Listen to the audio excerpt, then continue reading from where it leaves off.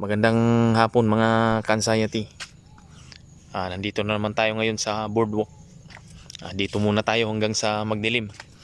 Ngayon meron lang tayong sasagutin tungkol dun sa tanong ni ate na ano daw ba yung ginawa kong habit at ano yung naging lifestyle ko sa araw-araw habang ginagawa ko yung recovery. Kasi ganito yan, no? Bago ko kasi ginawa yung mga bagay-bagay o yung action na tinatawag, yung exposure, yung naging habit ko is magbasa ng mga libro or magbasa rin dun sa mga, halimbawa sinabi nila si Dr. Claire Wicks, yun i-search ko siya magsi-search ako sa Google at yun talaga yung babasahin ko at yun ay unawain ko. Tsaka bukod kasi doon sa mga pagbabasa ko, sumali din ako doon sa mga group na wala talagang ibang usapan kundi recovery talaga. Yung kumbaga hindi pwedeng kukontra ka doon sa kung ano yung sinasabi. At saka hindi rin pwede na halos lahat ng tanong gusto mong itanong sa kanila. Yung mga ganyan ba, na kailangan ikaw talaga yung didiscovery sa kung ano yung nararamdaman mo o nararanasan mo. Pero bago ko kasi ginawa yan, matagal na akong nakakaranas niyan. Actually, nagda-drug therapy na rin ako noon 2 years, pero hindi pa rin ako naging okay. Umokay ako pero kumalma lang. Pero yung sinasabi na long term freedom, hindi pa yun. So bago yung yung recovery ko is nagbasa talaga ako ng mga libro at marami rin akong sinusubaybayan na tao doon sa ibang bansa na yun talaga yung inaral ko, kumbaga naging habit ko na aralin kung ano ba talaga itong nararanasan ko at ano itong pinagdadaanan ko. Kaya nga na-discover ko na sabi nga dito, hindi naman talaga tayo takot sa sitwasyon, hindi sa pagkain, di ba? Hindi sa lugar o hindi sa mga pangyayari. Kundi natatakot lang talaga tayo sa sarili nating pakiramdam. Yung pakiramdam na nakakatakot, yung makaramdam tayo ng takot, yun talaga yung totoong kinakatakutan natin. Kasi ako, kapag lumalabas kasi ako ng bahay, di ba? Doon aatake yung takot, yung kaba. Kasi diagnose kasi ako ng panic attack, panic disorder, at saka depression at anxiety disorder. Yan, diagnose ako niyan. Noon kasi hindi ko alam ang anxiety disorder, wala talaga akong idea dyan. Pero yung depression, naririnig ko na yan at saka alam ko rin yan.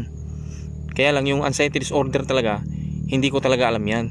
Kaya nung nalaman ko, no, at kumbaga na-discover ko rin sa sarili ko na yung anxiety disorder ay isa itong maling paniniwala na. Kumbaga yun na yung nananaig sa akin, yung mga paniniwala na yun, kaya ako lalong nagdudusa. Kaya yung habit na ginawa ko talaga noon is inaral kung bakit ito nangyayari at bakit ito hindi na nawawala.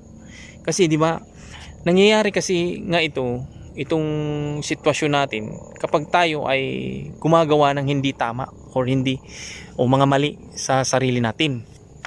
Kaya pag ganun na tayo, malilikha talaga ito. Kasi kapag nandito na ito, nalikha na natin ito, magiging problema na natin ito.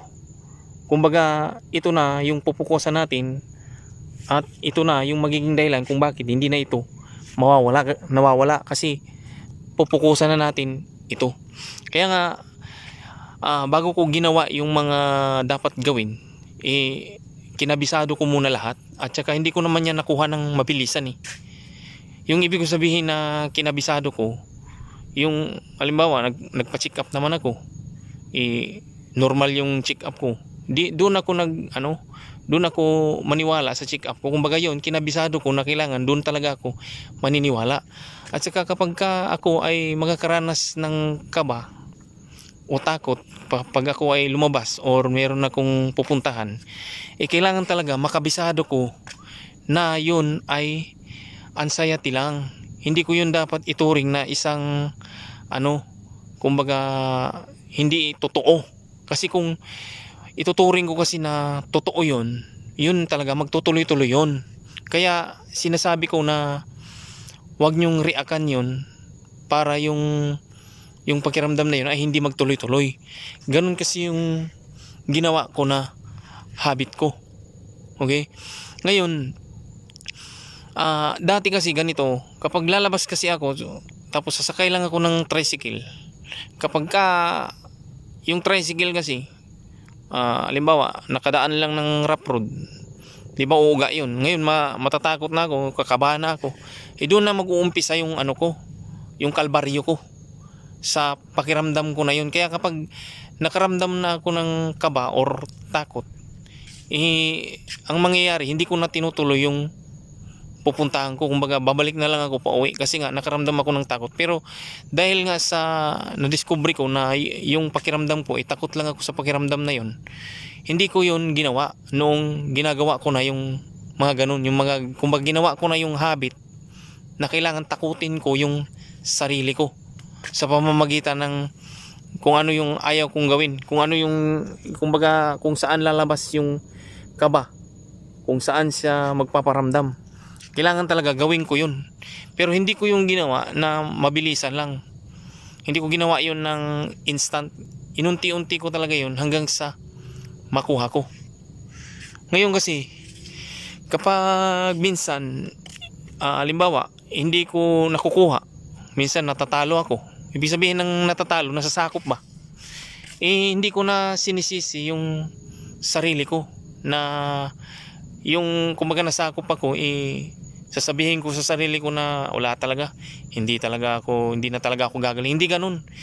Ang ginawa ko talaga is hindi talaga ako magrereklamo or hindi ako magbabanggit ng kahit na anong words na magda-down sa akin, dahil kapag gagawin ko kasi alam ko na yung utak ko magiging kumbaga sensitize yan, siyempre maniniwala siya so kung ano yung sasabihin ko, di ba?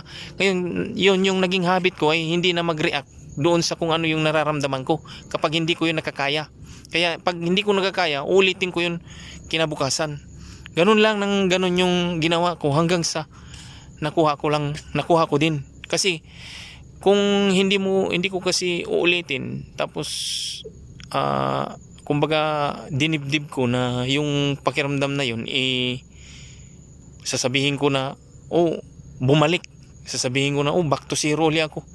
Di yung isip mo maniniwala yun na back to zero ka o bumalik, so ganun ka ulit, so magiging back to zero ka talaga. Kumbaga yung ano mo, yung utak mo, imbis na yung anong tawag niyan, yung na may progress na sa'yo, dahil sa ikaw mismo yung nagsabi na bumalik, magiging totoo talaga na bumalik or bumalik ka to back to zero ka. Ganun kasi yan. Kaya ako, kapag nakaramdam talaga ako ng discomfort, panic attack, hindi talaga ako yan magrereklamo at hindi talaga ako yan magbabanggit ng kahit na anong kahit na anong words na yun yung magiging lakas uli ng anxiety, kumbaga yung magiging pagkain niya. Kaya yung habit ko talaga noon is inaral ko hanggang sa nakuha ko din. Kasi hindi ko naman talaga ito nakuha ng madalian nakuha ko ito dahil sa pagpupursige ko. Kasi kung hindi nyo rin kasi gagawin, hindi nyo rin makikita yung yung hinahanap nyo.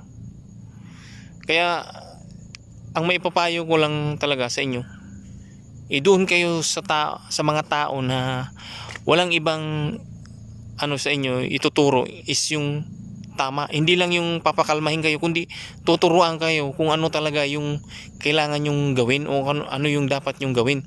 Kagaya nung nandoon sa libro ni Dr. Claire Wex, nandoon talaga lahat.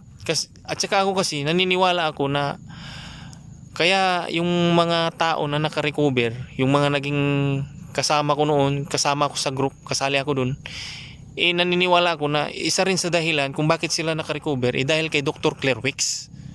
Kaya doon din ako nag-focus sa libro ni Dr. Claire Wicks at inaral ko ng inaral hanggang sa natuklasan ko nga na yung anxiety disorder ay isang build up energy na naipon dito sa katawan natin, na walang ibang nag-ipon yan kundi yung katawan din natin sa pamamagitan natin. Ngayon kapag dumadanas tayo ng discomfort, ibig sabihin yung build up energy na yun is nagano siya, lumalabas siya, diba, ganun yun, lumalabas siya. Kaya yun dapat hindi natin yun re-reactan para yung build up energy na yun is maubos siya. Kaya yun, kasama yun sa habit ko, yung hamunin yung takot or yung alimbawa yung discomfort, kasama rin talaga yun sa habit ko na kailangan makaramdam ako ng discomfort. Hindi ko yun pipigilan at hindi ko yun rereklamuhan, at higit sa lahat hindi ko talaga yun lalabanan kasi ano yun, kasama yun doon sa plano na kumbaga kung gusto kong makarecover, kung gusto nyong makarecover, kailangan gawin nyo talaga yun.